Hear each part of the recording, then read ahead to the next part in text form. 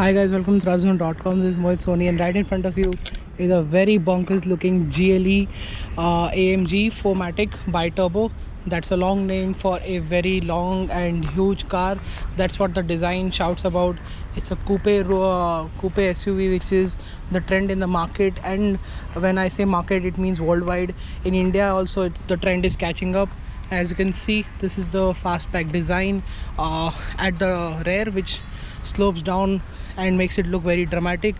It catches a lot of attention in this orange art edition package, where it gets orange strips on the wheel, those black alloy wheels. There's a lip which is also has an orange stain to it.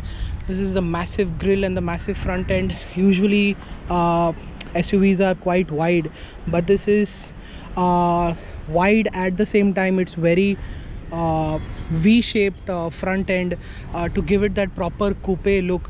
And I think Mercedes, despite this is a very old design now, the new GLE is out and it should come in the market in a year or two. This design still stands out. It looks one of the best coupe SUVs in the luxury premium segment, and there's no denying that it grabs a lot of attention. And on the road, even in this black color, people almost end up asking us questions of what this car is all about, and all of that continued till the last 3 days that we tested it. The headlamps, the bumper, they're all typical Mercedes. There's a single slat grille here.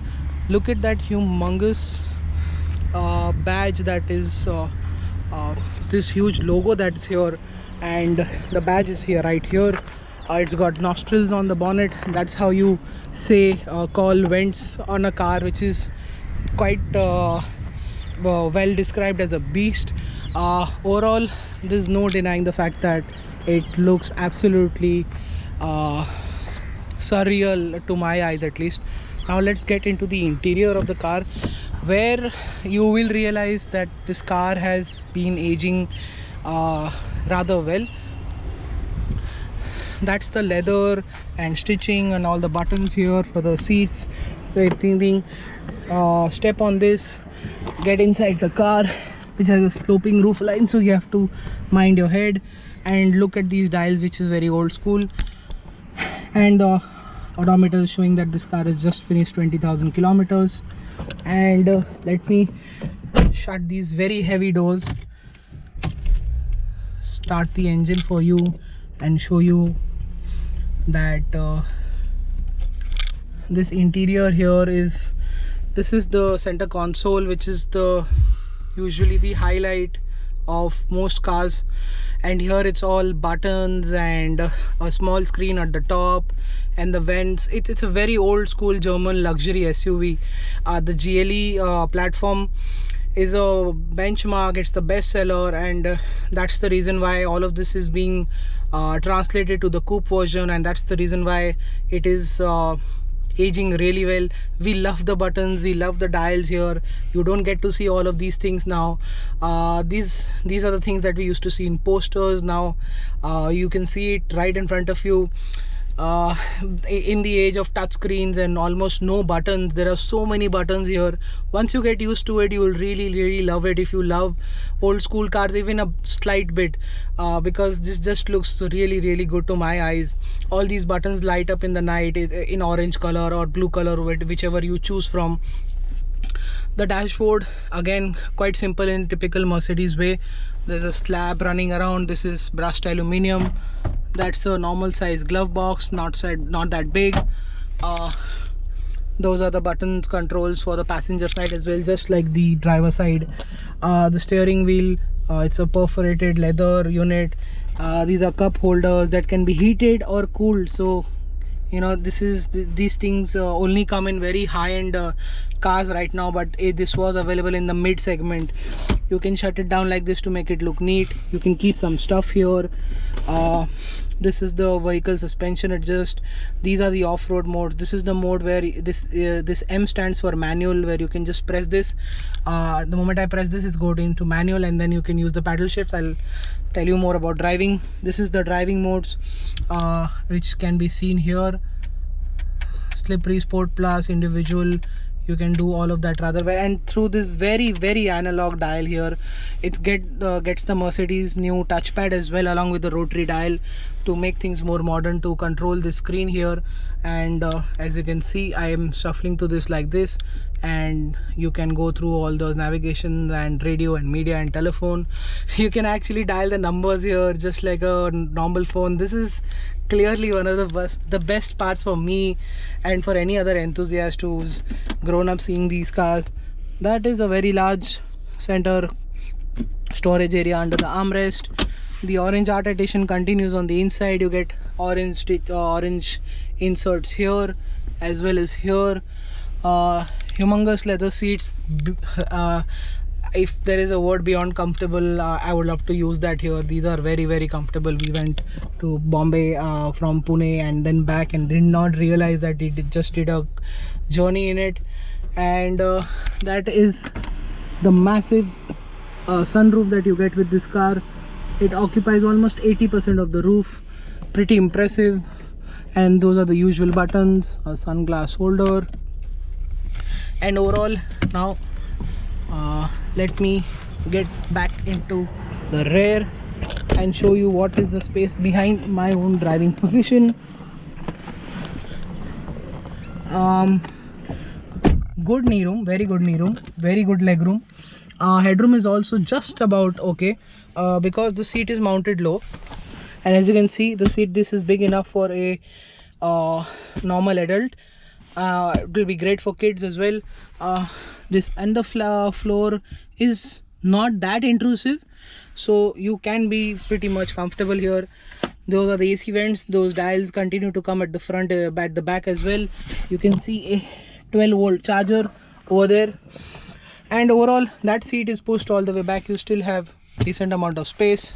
3 headrests, 3 seat belts, safety all the way from Mercedes-Benz continues. Seat adjustable, height adjustable seat belts that you can see here. And yeah, just about enough light coming in from the sunroof for the rear passengers. And yeah, it's a nice comfortable seat to be in on longer journeys. Now let me show you what is probably a bit of a downside to this car. That is this boot. There is no way you are going to get suitcases stored vertically, but there is enough space to stuff in a lot of things. And also, because that's the reason, it's because you get a spare saver tire, which is very impressive, and it's not taking any luggage space. In fact, you can push some small stuff here also if you think the space is not enough, or to jump in some small things. And yeah, that's what the interior practicality and features list is all about. Well, the infotainment system does not support Apple CarPlay, Android Auto for now, if I'm not wrong, and the sound system is also not that great. It's a very old car. It needs a bit of refresh, which is on its way. It's an entire generation change. And now let me get to the driving part of the car.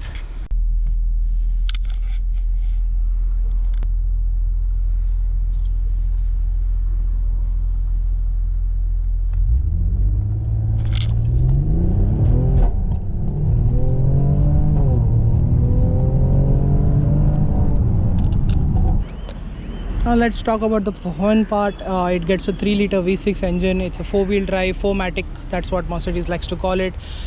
This bi-turbo 4matic engine makes 367 bhp of power and 500 newton meters of torque. And this is a petrol engine, not a diesel engine. 500 newton meters is something Mercedes gives you in a 4-cylinder diesel engine.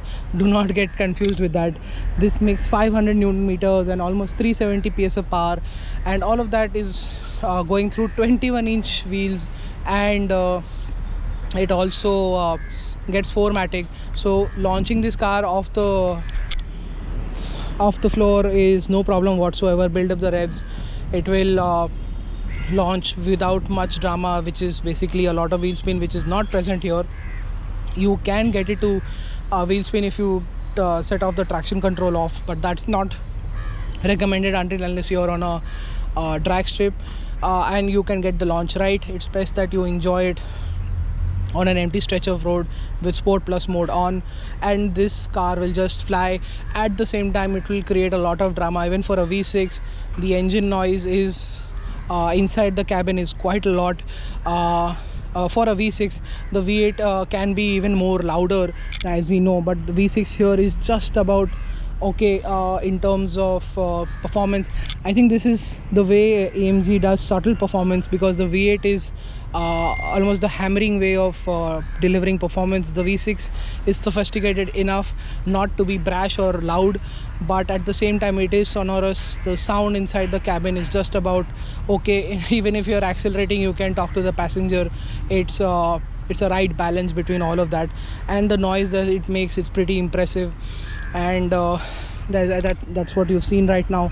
And it just pops and crackles on every gear shift. It has 9 gears, and every time it shifts the gear, the exhaust pops. I wish it had 18 gears so it could keep on popping, and because that noise is quite literally very addictive. In terms of fuel economy, expect 5 to 6 kilometers per liter, not more than that. But if you are driving let's say cautiously enough, you can expect 7 to 8 kilometers an hour. So when it comes to the dynamics, the car comes with 21-inch wheels. It's got 4-wheel drive, and it's got very stiff suspension. So or even smooth roads, you will realize that they are not entirely smooth. There is a bit of vertical movement, but in a good way, because the suspension is stiff. It's not throwing you out, it's just making you feel the bad roads below you. And be it high speeds or low speeds, you are going to feel that stiff suspension. But at the same time, at really slow speeds, it's just about compliant for our roads. You'll have to be quite slow. You can't be out and out go fast over bad roads, because it has low profile tires as well. At the same time, stiff suspension means you're going to rock all the passengers in the cabin. That's the price you pay for performance in cars like this. And ride quality in overall is stiff, but that's what you expect from performance cars, and that's what here. It is just about comfortable for your daily ride, but not entirely comfortable for your co-passengers or a long drive over bad roads. Steering feedback good enough. Precision as always is very good. The way it weighs up at higher speeds is also confidence inspiring. And the brakes are also very good, bringing this car to a halt from very high speeds is no problem whatsoever. The pedal bite could have been a bit more sharper, but then I think this particular car has been used rather well. That's the reason why we are not getting a very sharp pedal, or else the way it brakes shows that it has more than enough braking power to stop at any time, and that is what we came across as well. Apart from that, well, that's the highlight of the car: the performance, the design, the old school interiors. Whether some will like it, some will not. But then again, at 1.02 crore ex showroom for this orange art edition and slightly cheaper version, which is the normal car, it is just about good value for your money. You are getting almost a 400 bhp car, which can come to an on-road price of 1 crore rupee, with an SUV which has enough practicality for our roads and enough practicality inside outside to make sure that you can enjoy performance while not being strained entirely, as the high riding position does give you certain advantage in our road situations. And that is what the GLE 43 4MATIC AMG bi-turbo is all about. Thank you so much for watching our video. Make sure you like the video, comment if you want to ask anything, subscribe to our channel, hit that notification bell because the next video comes this week. And that is it. Thank you so much for watching. Goodbye.